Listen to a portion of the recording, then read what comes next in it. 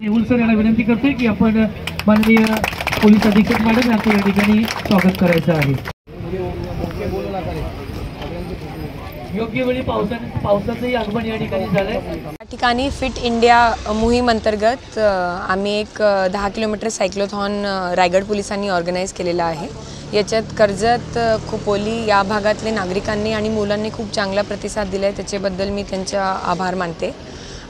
Fitness की dose आधा घंटा रोज असा आपली मोहीमची टॅगलाईन आहे।